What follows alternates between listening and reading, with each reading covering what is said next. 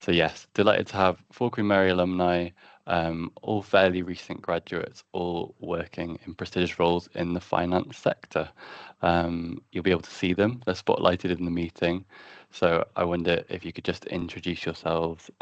Beta, could you start us off? Thanks. Yes, of course. Hi, everyone. Good afternoon. My name is Bita Babola. I'm an associate director in HSBC's mid-market leveraged finance team.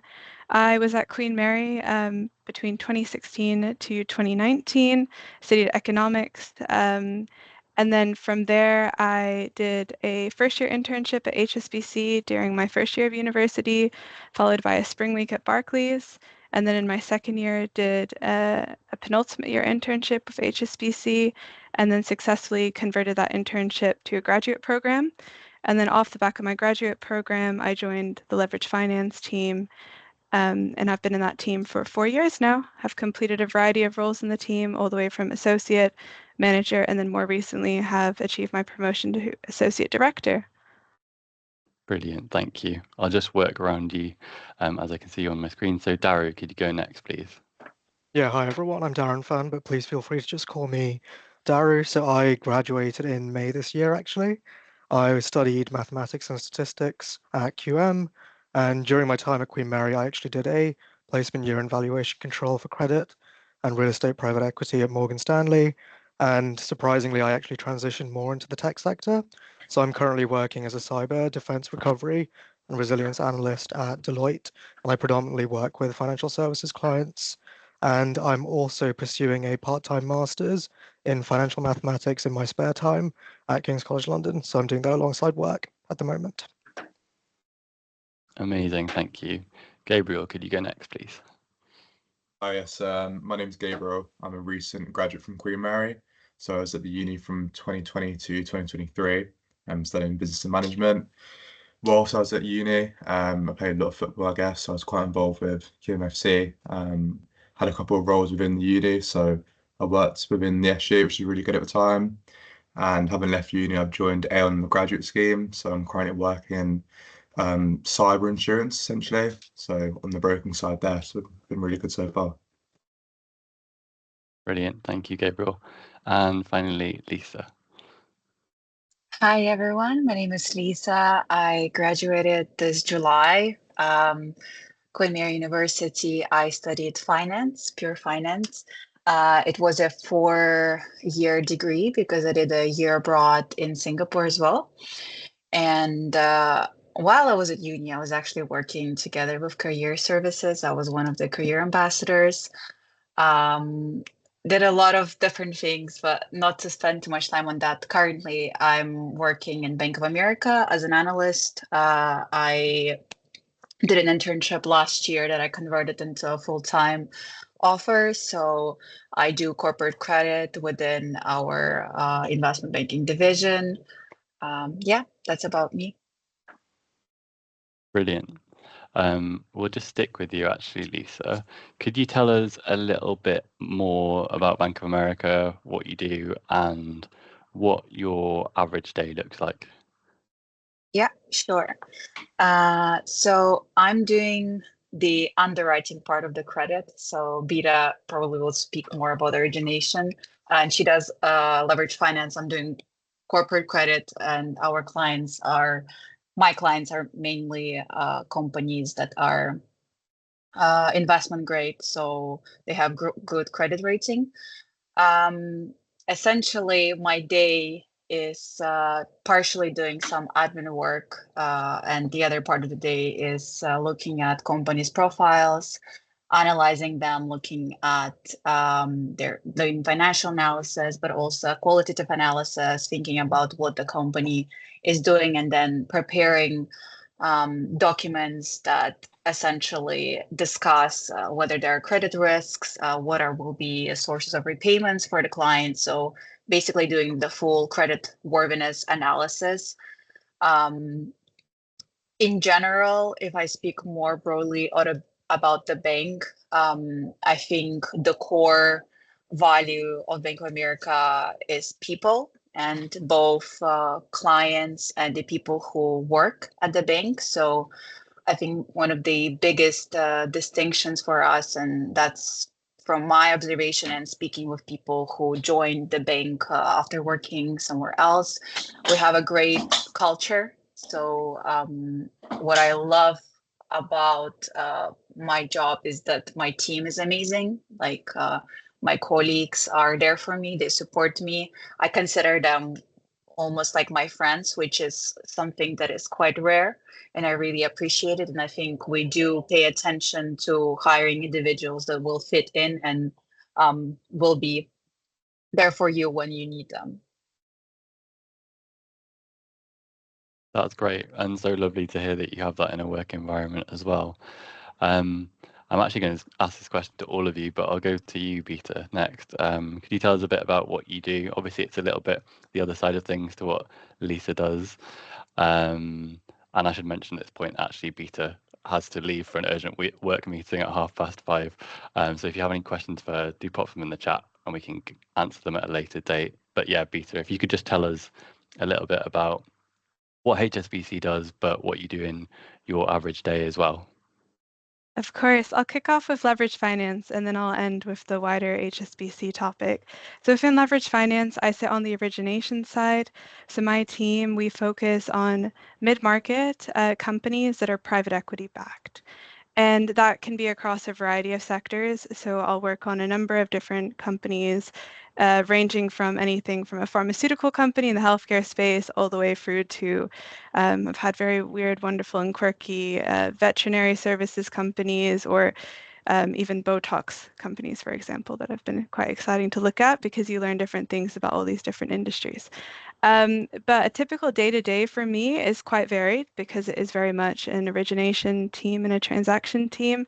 I try to start my day with a cup of coffee just to reset, refocus, and read up on the news that's happened the night before, look at any articles, any deals that have happened, stay on top of the trends within the private equity market and what the investors are working for. From there, it's usually checking the inbox to see what's happened over the course of the night before. Nathan's mentioned an urgent work meeting. This month, I have 5 deals that are all signing, and one of which was meant to fund tomorrow has had some complexities, so that's why I'll be jumping off at 5:30 to go work through that. But every day is very different.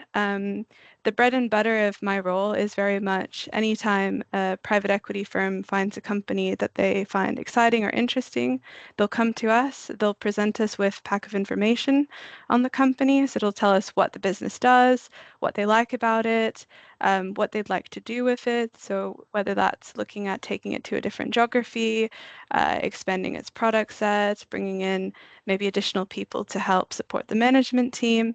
We'll look at that. We'll understand what's good about the company, what the risks are, analyze the financials, and then we'll summarize this all into what we call a credit memorandum, which is our paper that we'll put up to our credit function.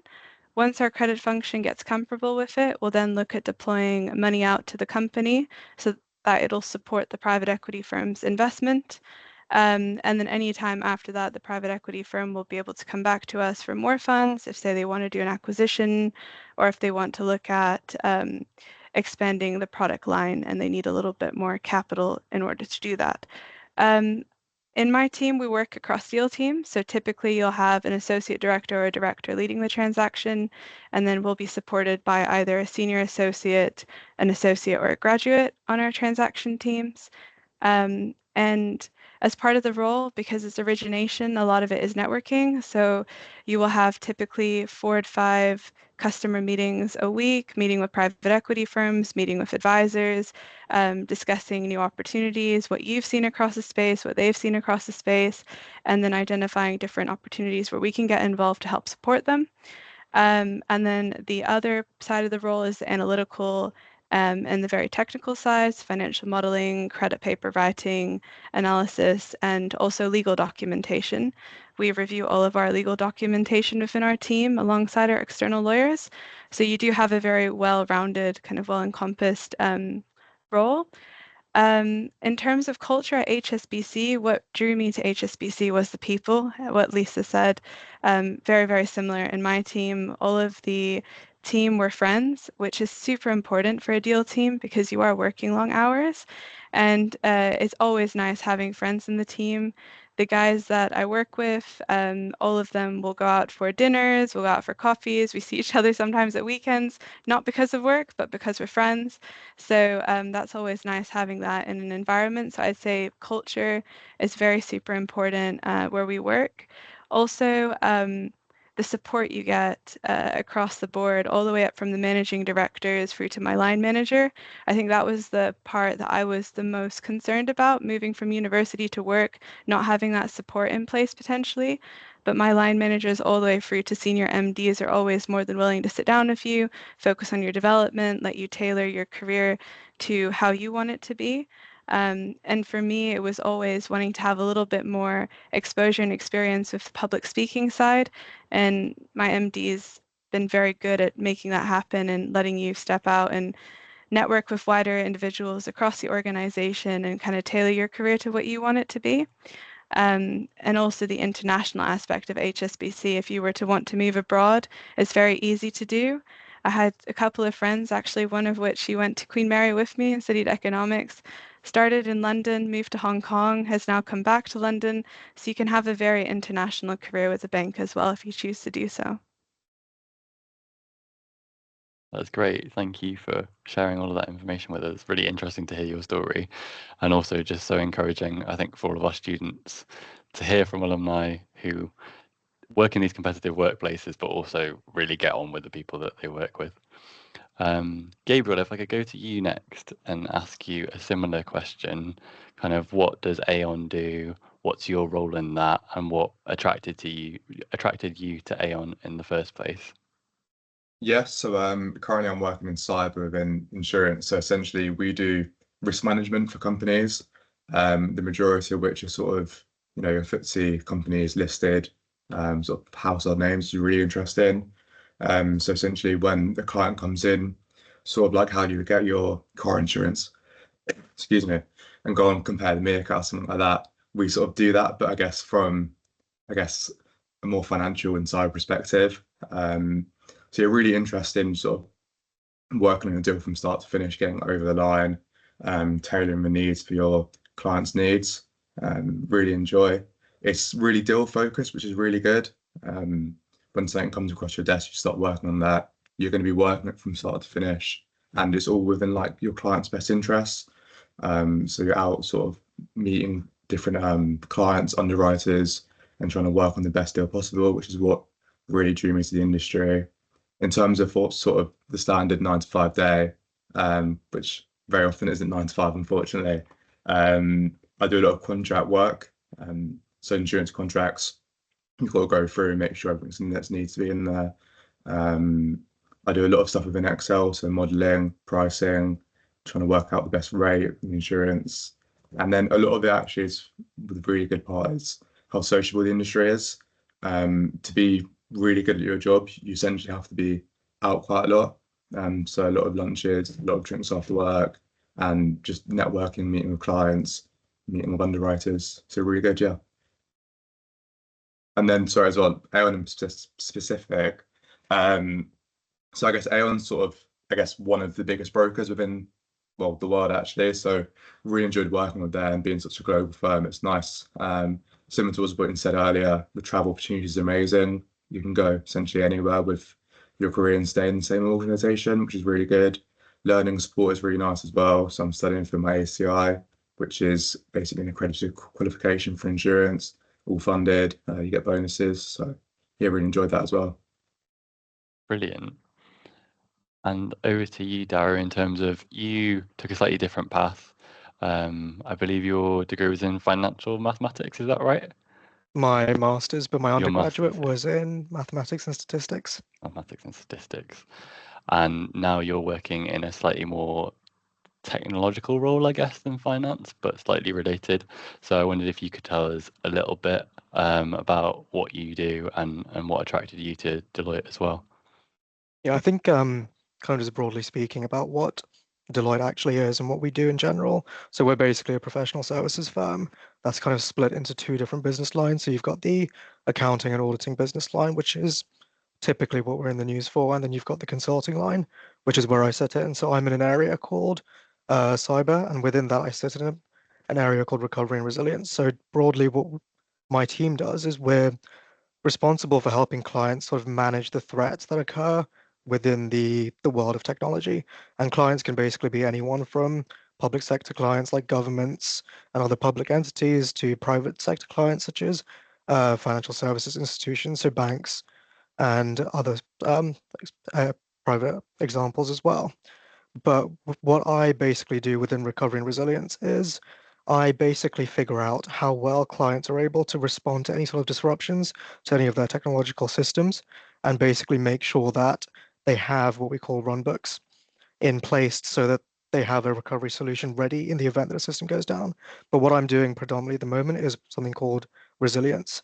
And I'm working sort of with the cloud at the moment. And I think if in terms of sort of day to day, it's very hard to kind of pinpoint what my day to day is. I think we have a lot of like calls scheduled in, but often all those calls tend to get rescheduled, or I tend to have about like 5 more calls booked in. I think that's kind of been what my day has been like today, just calls coming in out of nowhere. And because we take a project-based approach, and the type of work really varies depending on what stage of the project that you're in. So right now, for instance, in the early stage of the project, a lot of it is just onboarding and trying to figure out what the client actually wants us to do. And a lot of it is just client meetings, which we'll have throughout. But as things kind of go along, there will be a lot of PowerPoint and a lot of Excel involved as well.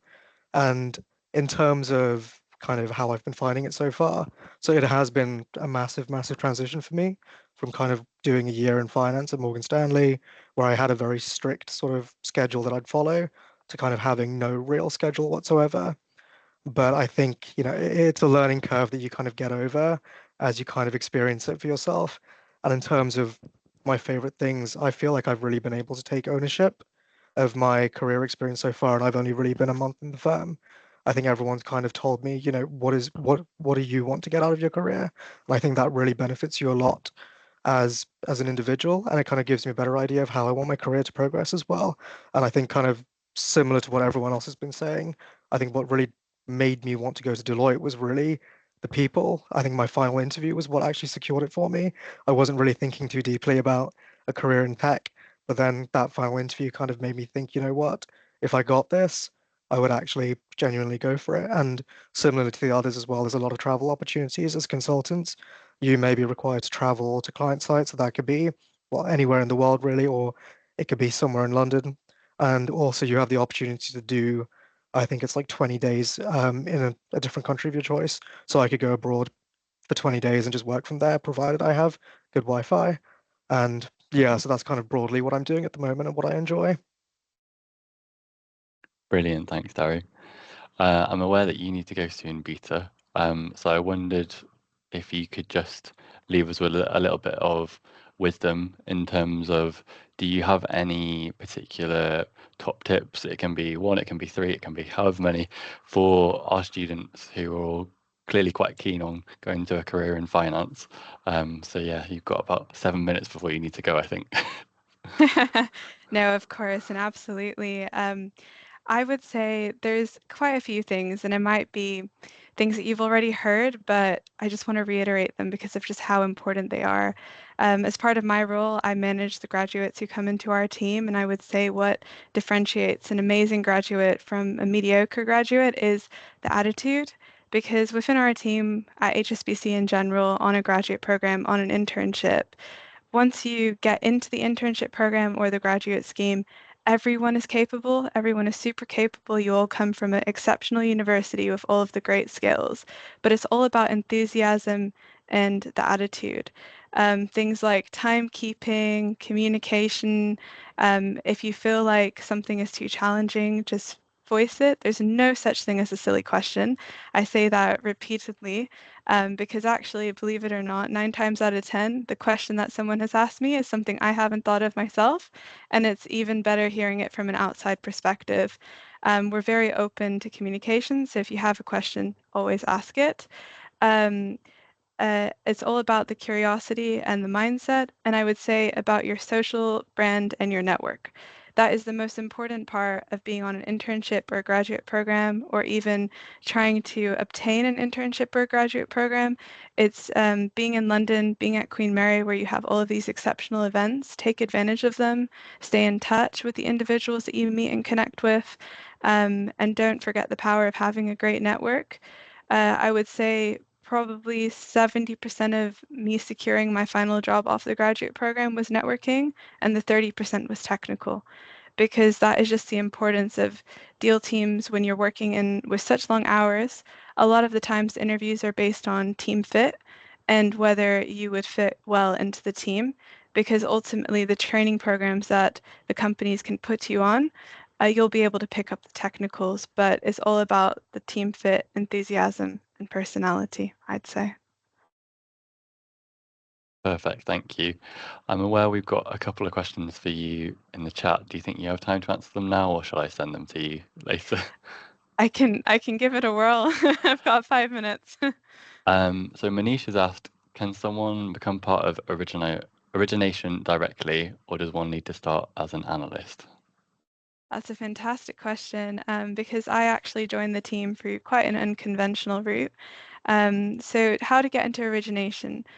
On the graduate program, there is an opportunity. So it's the corporate banking graduate program with HSBC, because we sit within the corporate banking division rather than the investment banking division. Even though we work very closely with the investment banking teams, but because our end clients are mid-market companies, the way that we've been designed is sitting within the corporate bank. So as part of the CMB, the corporate banking graduate program, you do have an option to do a placement within our team. However, for me, that wasn't possible because there's only 2 placements that you can obtain as a graduate, and there's about 40 graduates on the program. So it's highly competitive to secure a placement within our team. And a lot of the times, well, all the time actually, the business doesn't have a say in the graduates that we're able to take on. It's usually randomly allocated through their application process. However, that doesn't go to say that if you don't do a placement within the team as a graduate, as part of one of your graduate rotations, you can't join. I was an example of that, so I didn't have an opportunity to do a placement within our team, but continue to network, continue to raise my kind of enthusiasm and interest in leverage finance whilst I was on the program, did my own outside reading because there's so many articles, podcast, information you can look at on the internet, and then keep bringing that through and bringing it out in the conversations you have when you meet with the team. A lot of the times the team are happy to take on graduates once on the program, in a form of a mentorship scheme. So we do try to bring individuals into the team, and we have a robust pipeline of talent. Um, but the most junior level you join the team in our team is an associate level, which would be right off of the graduate program. And then from there, our progression is from associate to senior associate, but what we refer to as a manager within the team. And then from that position, associate director, and then director. Um, but you don't have to have any origination experience prior to joining leverage finance. And actually, I'd say it's probably preferred if you don't, because the way that our team operates, we like to bring in individuals with fresh ideas, especially at that associate level. And we have a very tried and tested approach of training those that don't have any experience. Thank you so much. I'm not sure we've got time for any more questions for you, so we'll let you go. But thank you very much for joining this panel tonight. We really appreciate it. No worries. Thank you, Nathan. If there's any other questions, I'm more than happy to answer them offline, so do send them through. Will do. Thank you. Perfect. Thank you, everyone. So we will continue with the 3 of you. Thank you for staying on a bit longer. What I really wanted to touch on now was the application process. So how did you find the application process when you were applying to your current roles? And was there any particular experience that you brought, whether that's an internship at either your current company or a different company, or something you did at Queen Mary that set you apart from other candidates applying? And that's kind of open to anyone.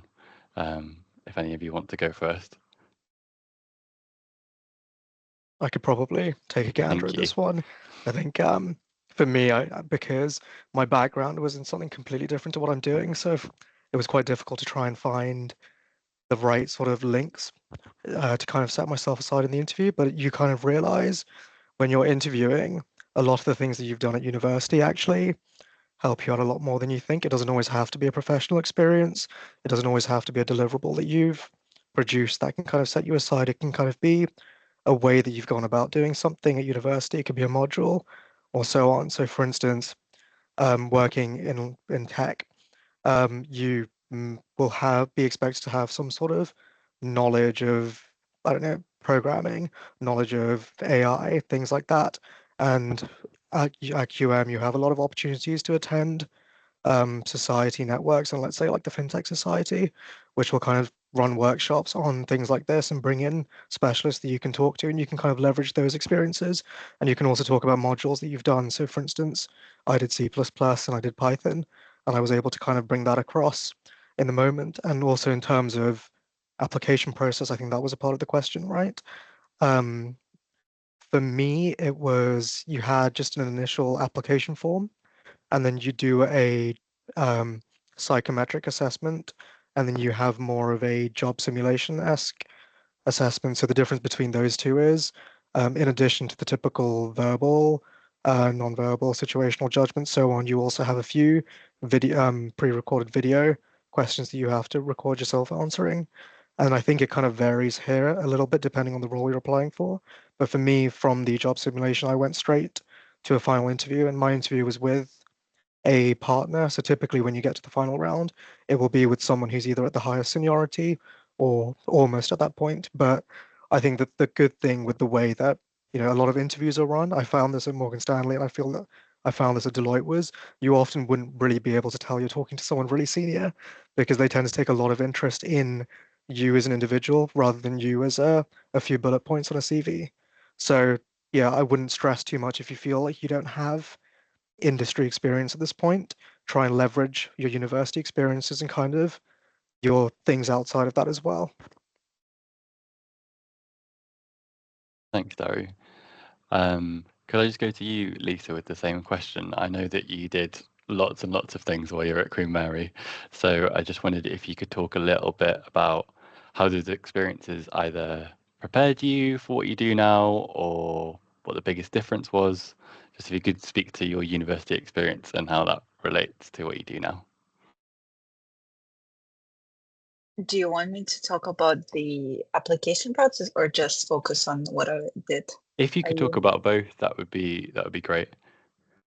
Because I was gonna give a bit of a different perspective, because I think I don't want to sugarcoat the application process when you want to work in finance. I think the reality of it is it's one of the most competitive industries to get into. And my experience is that you need to do hundreds of applications on annual basis to just get a chance to get an interview, and maybe you will be good enough to get a job. So I think you need to mentally prepare yourself that it's not just a lot of hard work, but it's also might be very difficult to receive a lot of rejections emails just after you send your CV. So this is when networking really comes into place. And I think what makes you stand out is when you have a valid reason why you want to be in this industry. It's not enough to say, oh, I'm so passionate about finance. Like, why? Like, what exactly is the reason why you want to be in this particular industry? Because there will be a lot of other individuals who might have prior finance experience who could justify it. So I would focus on getting the knowledge, getting the ability to speak on like an M&A transaction that you found in the news, which is quite difficult when you don't have like work experience, but push yourself to like I would say you need to really stretch yourself during the university time, year 1, year 2, because in year 3, it might be very difficult to get a job at a top tier bank because most of the job opportunities have already been filled up during the internship. So be realistic with yourself when you apply for jobs, because my story is that I kind of bought myself another chance with going for a year abroad, and that's how I was able to get an internship at the bank. Before that, I had an internship in Deloitte, in a completely different field. It was in assurance, but I was also quite strategic and thought, okay, I need to fill up my CV as much as I can. I couldn't get any finance experience, which is why I did at uni every like careers event opportunity the team does. There is a lot of things you could do. It gives me deja vu because I was at the student open days, and I'm telling all the students what to participate in when they join. But essentially, if I just let you know, guys, so I was a student ambassador. I was a student representative. I was a student career ambassador. I was working with the team. I was also a student organizer for a pass scheme. I don't know if some of you have heard about it. One thing that all of these things did to me, it created a super strict schedule of being efficient, because I had a lot of places I had to be at, and my schedule was pretty much written by minute. My colleagues will confirm to me that 1 hour I was at the career center, and then in 5 minutes I was in a different place doing a different role, and like they would come at lunch and like, oh, you're here. I'm like, yeah, I'm here. That's one thing. But I would say, opening up Career Hub, seeing what opportunities are out there, like consultancy project. I did it in year one. It gave me an experience of working in a team, and on my interview to get my banking job, I was talking about the consultancy project that I did at university.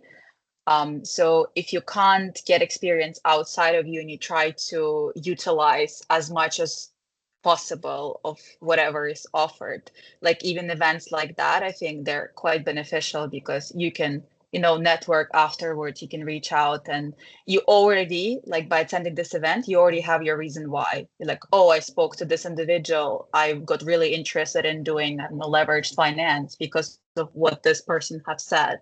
That's already a thing that could differentiate you. Yeah, I don't know.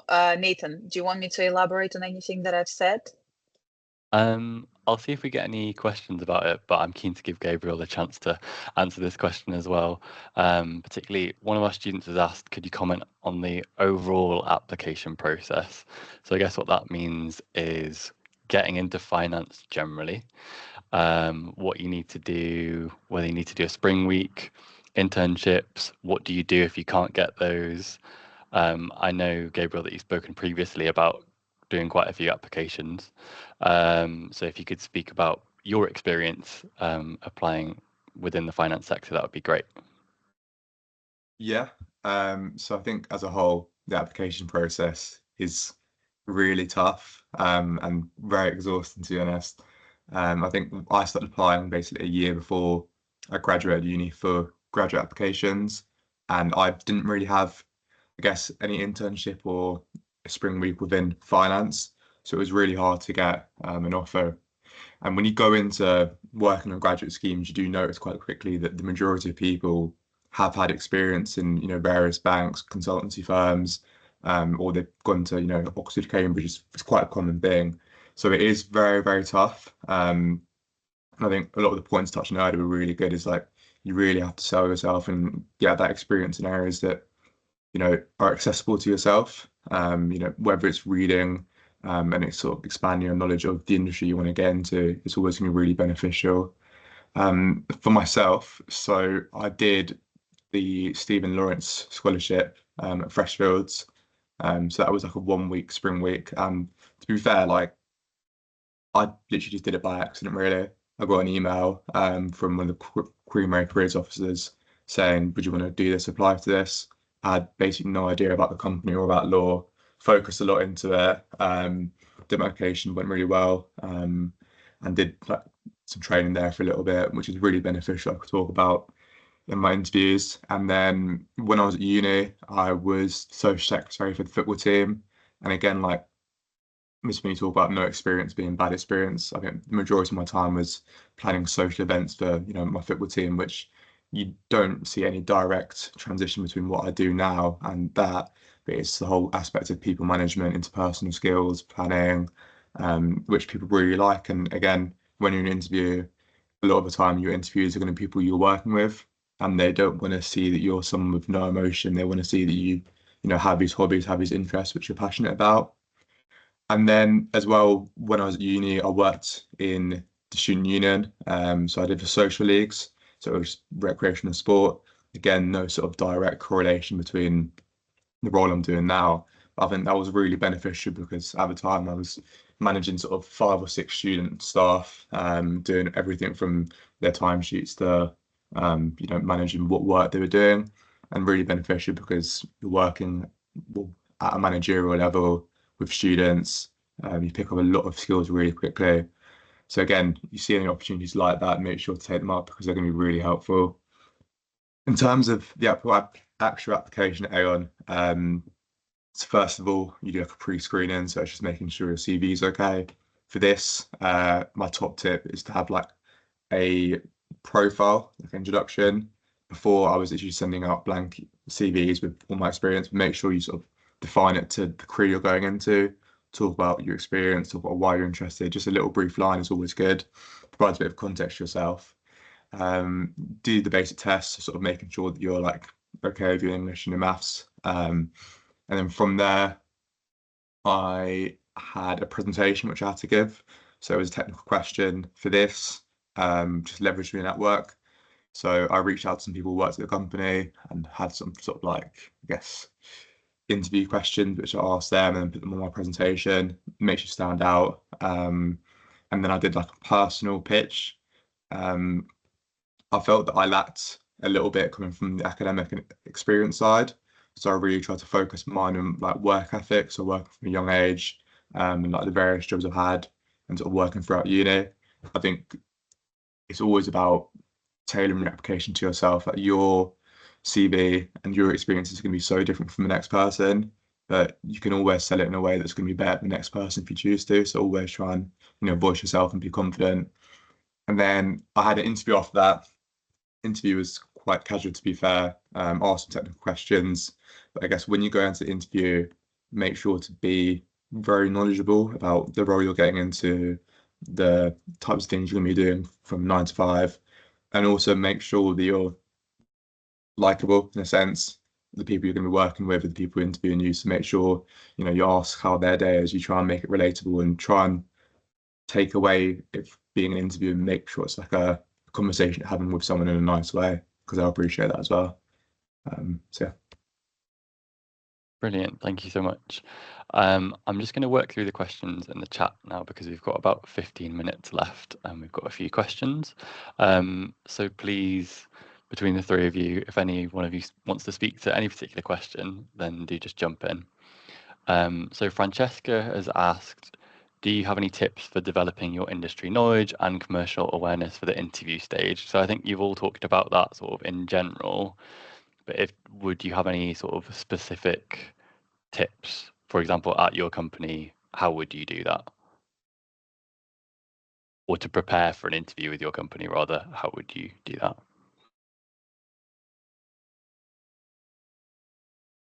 I was going to say quickly for sorry. No, go ahead. For my role at Aon, so we focus with insurance. So when I was preparing for my interview, I really sort of tried to understand the whole industry. So we have Lloyd's of London, which I guess is our, trade centre, which everyone goes to. So sort of learn about the history, make sure you stand out there and get a really good understanding. In addition, like do a lot of reading. I was reading sort of Financial Times all the time whenever I had a chance. When you're on the commute into university, just have a little glance, have a little read because it's always beneficial. So yeah, read a lot. Also, a good one is always just to follow the LinkedIn of the company you want to work for. They'll be posting stuff on new deals they've worked on or new services they're offering. And when you go for an interview and you're able to comment and have an understanding of what the company is doing that you want to apply for, it sort of sets yourself out. So. I think if we have time for me to just quickly add on to that, Yep. I think there's a lot of points there that I definitely relate to as well. I think from a Deloitte specific perspective, we publish a lot of case studies. So definitely read up on all of those, because those are things that you can leverage in your interview. And we also provide a lot of research reports about